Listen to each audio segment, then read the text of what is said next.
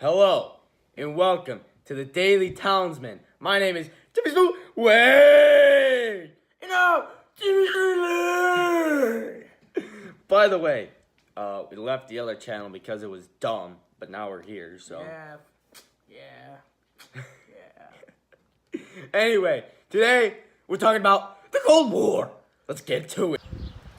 The Cold War was from 1947 to 1991. The Cold War was also between the United States and the Soviet Union and their respected allies. The Cold War sparked many other wars, like the Korean War and the Vietnam War. Now let's send it off to Cowboy Rick.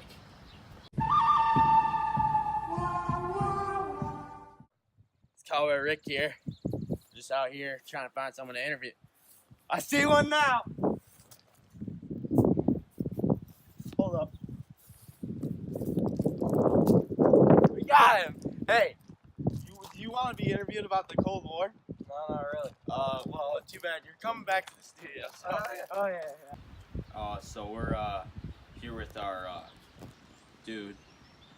I don't know his name yet, but can you tell me about the Cold War, please?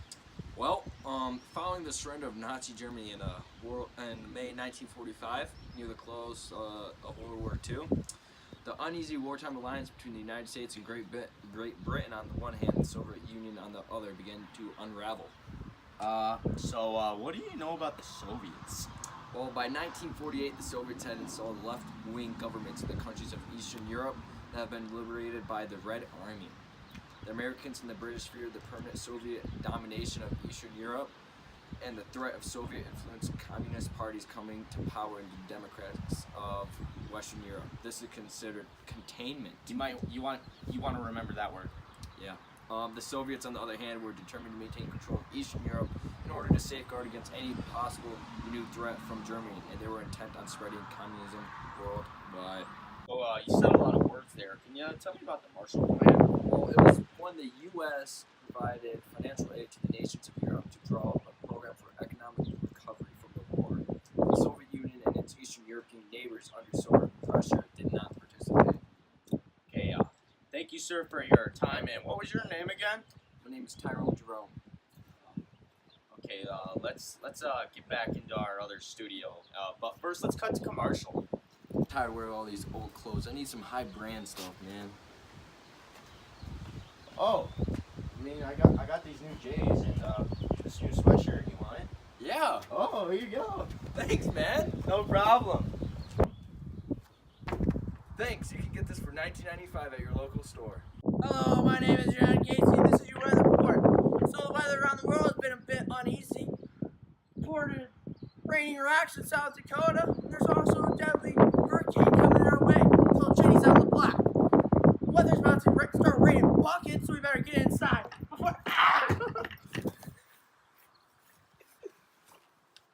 Back to you. Hey, you're on. Oh, thanks, John Casey. Well, my name is Jack Carter. We're going back in history for sports in the Cold War. Starting in 1980 in the 1984 Olympics.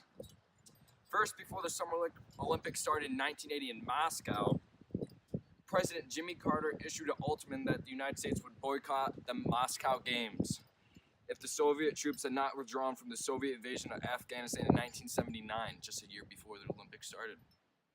In total, 65 nations refused to participate in the Olympics, whereas 80 countries sent athletes to compete. Therefore, from that, in the 1984 Olympics, which took place in Los Angeles, coinkydink, I don't know, the Soviet Union claimed that its athletes will not be safe from the protests and possibly physical attacks. The Soviet Union announces that it will not compete in the 1984 Olympics in Los Angeles, despite the Soviet statement prior to the event. Now back to Jimmy Schmoof, wang, and Timmy Slick, wang. But before that, let's cut to commercial.